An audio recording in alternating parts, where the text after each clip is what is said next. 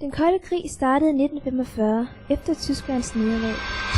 En ny verdensorden skulle sættes i stand efter alt kaoset, og her opstod der en politisk konflikt mellem de kapitalistiske og de kommunistiske lande.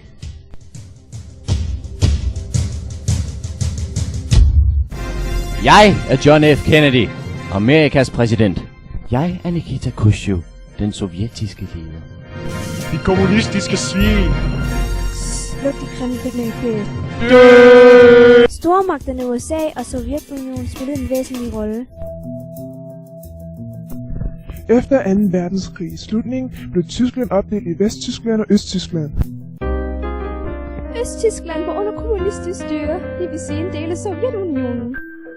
Steffen! Mor? Får vi nogensinde far se igen? Steffen, min søn. Far skal nok. Men! Berlinmuren blev bygget for at adskille Vesttyskland og Østtyskland. Mange tyske familier blev splittet. Vi har ingen frihed. Mange tyskere forsøgte at flygte over muren. Få noget over, og mange mistede livet. Er du klar, Afrodite? Vi er nødt til at kæmpe for vores frihed. Jeg kommer nu, er du klar?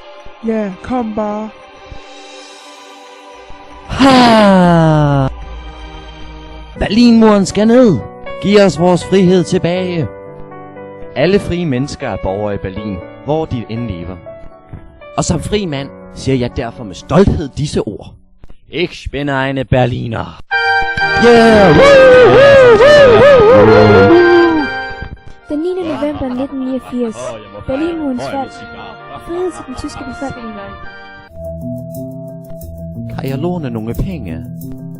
Nej, mand. Desuden døde jeg også i 63. I 1991 gik Sovjetunionen endelig i opløsning. På grund af nogle økonomikriser og så videre. Og dermed var det enden på den kolde krig.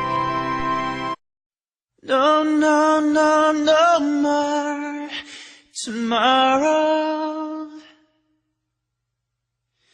No, no, no, no more tomorrow.